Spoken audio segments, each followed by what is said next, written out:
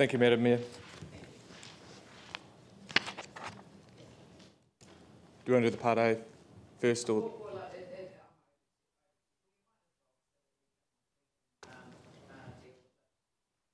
Okay. So there's a petition from the Edgeby Road Neighbourhood Support Group, and the prayer reads, "We, the undersigned members of the Edgeby Road Neighbourhood Support Group, ask that the Shirley Papanui Community Board support our request to the Council to do the following. Meet with the undersigned residents to hear our concerns, provide detailed report plans for the ongoing maintenance and repair of the St Albans stream, consider upgrades to culverts under Edgeby Road and Hills Road, provide solutions to resolve the regular flooding." It was signed by 23 members.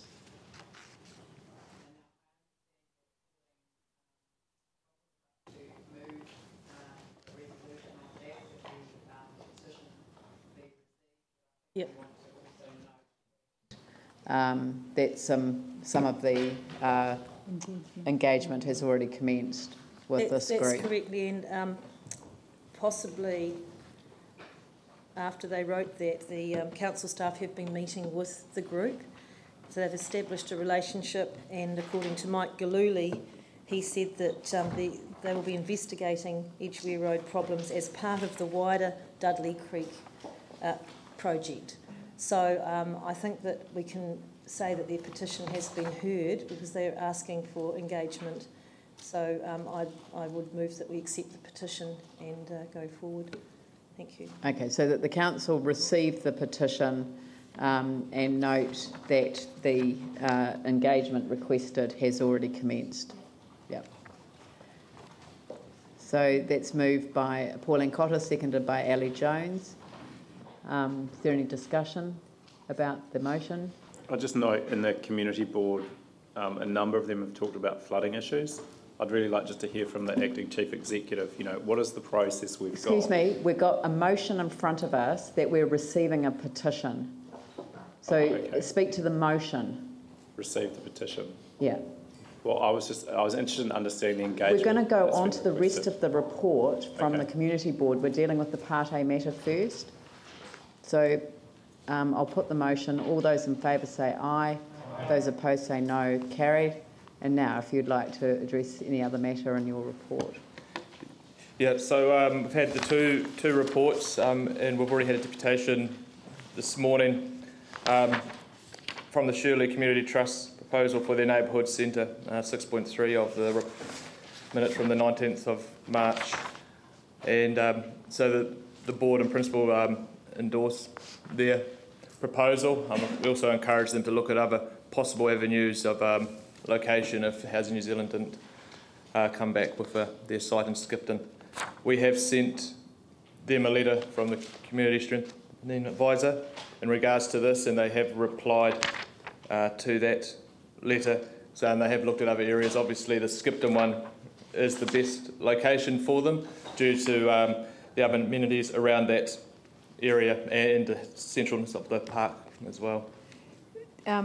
We felt that perhaps we should take up their recommendation to support their request to Housing New Zealand for this particular location. Would the community board be supportive of that? Yes. So would you like to move that, Pauline? So I would. I think seconded by Ali, that we support the community's request for, that we write a letter of support to Housing New Zealand. Is it Housing New Zealand? Yes. Yeah. To support their request for a location for the community. And that we will advocate for a community for them facility. Housing. We need to advocate for them with Housing New Zealand. Yeah. Because Housing New Zealand owns the sites that they want, and I think we made good progress at the community board. We had a joint meeting with Housing New Zealand there and the Shirley Trust. So, have we got it up there? Are there any sites that we have in that location that, could... No. Okay. So... the only one that Housing New Zealand was talking about was Hammersley Park School, but it's not a workable space for them, and I feel that they have created a hub where they are. That hub is going to be intensified by the Housing New Zealand Exemplar project, which is adjacent to it. They're running a successful program, and I think the local Trust, they know the local needs, they know best, but if we can just get a resolution there to advocate for them and support in principle their project that they are working on. Is it bare land or currently housing? Housing New Zealand land. Is it just land? No, it's got 2 empty units on it that are going to be demolished. Okay. Yep. Can I ask the Acting Chief Executive, when are we likely to get the exemplar project details back? Because it was always my understanding that we've agreed that this is an exemplar area, but we in principle, but we haven't been given the details. And my understanding was that there's going to be some sort of strategic plan put in place around these exemplar areas, led by, I think, Housing New Zealand. So I'm just really concerned that without knowing what's happening in this wider area holistically, we're agreeing to a location without knowing whether we're changing roads, whether we're extending or reducing park space or amending park space. We do own McFarlane Park as a council. That's a huge area. And I would think that there's huge opportunity to do some really innovative, creative stuff through the exemplar project, as we'd expect. But when are we going to get the level of detail where we can start to have these conversations with the community, or enable the community to have these conversations with Housing New Zealand? I'm actually wondering whether we should change it to say to develop land in or around Skipton Street or to use land. So just because, and I think we should look to ourselves as well to see what we've got, to use land in or around. I'm clear. The point I was making is that the whole land use for this area is going to drastically change. Yeah. So we don't know what we don't know. No, that's right. Which is why we might be putting changing roads this into different area, through different, in different ways. We might be having parks redesigned. All this stuff is going to happen, I presume, as part of the regeneration and the exemplar project intensification. Well, so that is why I suggested to them that they look at a prefabricated building like the Belfast network have just used. And if they did get access to this site, which they believe is and will be appropriate, no matter what changes happen in there, because it's on the main road, Aitchison Ave, it's near the park. The park, I don't think it's going to change at that point. And if anything did drastically change, they could move the building. So that is why I advocated for that. But the thing is, what you're talking about, Yanni, is, and we're frustrated because it just push everything out, and this is a community that needs something now, as all communities do. And that's my concern, that we wait for more studies and surveys and plans and reports that nothing happens.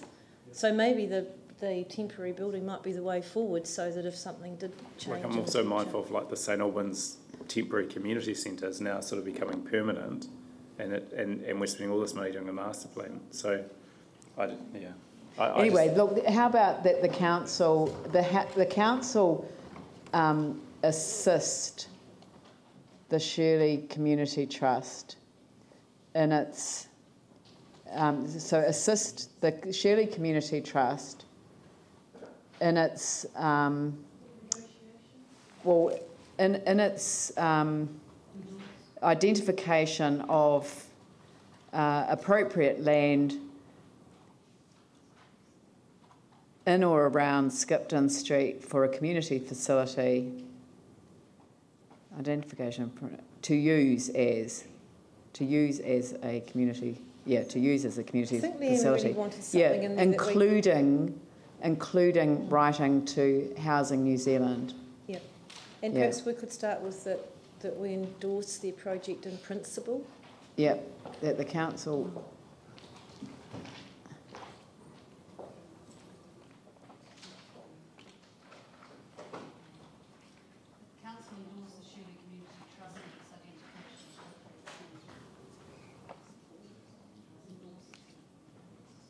Or instead of in identifying appropriate land assist the Shirley Community Trust in identifying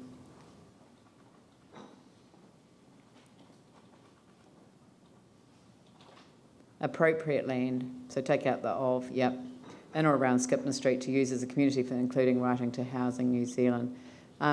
Because it means that we, as a council, will provide some support to Shirley Community Trust to help them identify what's possible.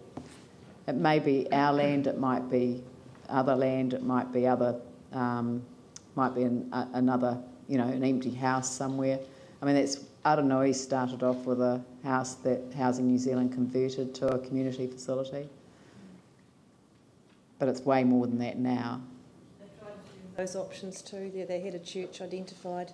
They lost the opportunity to buy that. Another church they wanted fell over. Most of their facilities have gone in there now, so they have been looking for many years. Yeah, yep. I know. It has an enormous amount of challenges. I think there is a lot they could learn from Papanui in terms of the way that they've done things. All right, I'll put that Madam motion. Mayor, can I just, Yep. this is being very pedantic. That last sentence doesn't sit well there. It's the council assisting the community trust in ways that include writing to Housing New Zealand as they identify appropriate land. That's got to be moved up. Okay. I mean, I am being pedantic. The council assist the Shirley Community Trust, including by writing to Housing New Zealand? No, just move it up. Just cut and paste. Can I ask how we do this, whether it's from, through staff here or through one or both of the committees? Housing, community, would that be a way to...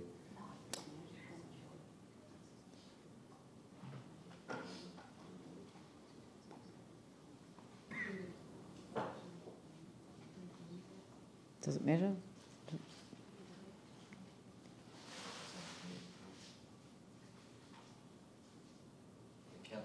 Saying the community board too, so that would be the best. Well, it just If we just say the council, I mean, you can just so long as there is a call on the clear- appropriate resources Yeah. of the council to assist you to do that. Okay, all right. Yep. All right, I'll put the motion. All those in favour say aye. Those opposed say no. Carried.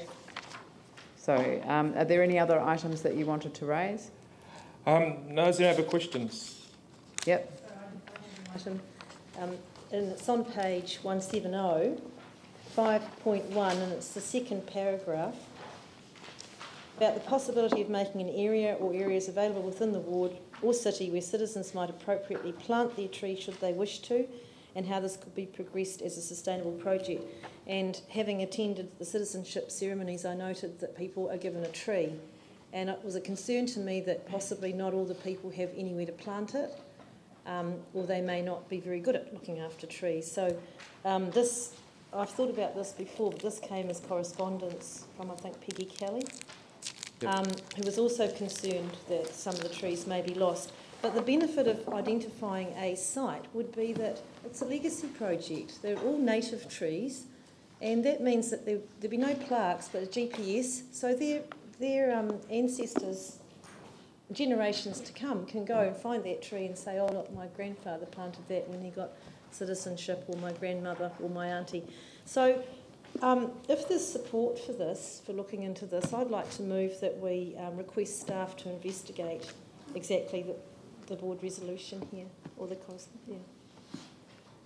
We do this if people don't have a place to plant their tree. I mean, we advise them at the ceremony that they can hand over the tree and it will be planted in one of our parks and reserves. But you're taking it a step further, which is to actually make it an identifiable by GPS location. Yes. If people have suggested that somewhere on the peninsula that needs reforestation, or a Horsewall quarry, or there's a myriad of sites that could be, or there could be ward-specific sites, or one site citywide, but I'm sure that the staff will come up with something if there's a will around the table. There's no harm in having that investigated. Could we also include in that any costs related to it?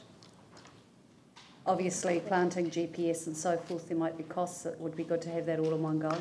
Well, which committee actually? Environment. Yeah, the environment.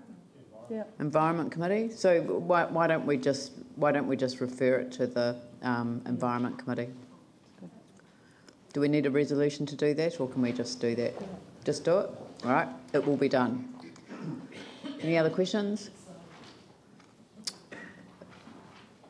I note that you've written to Roger Sutton and to the Minister of Earthquake Recovery regarding flooding. I thought we'd kind of discussed this before, and I think we were trying to have correspondence go through council, but is there could we be circulated a copy of the response? I think we'd probably, as a council, like to see what the minister's.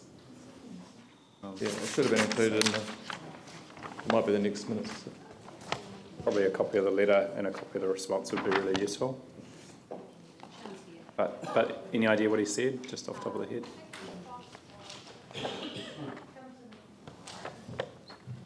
I should be able to answer it.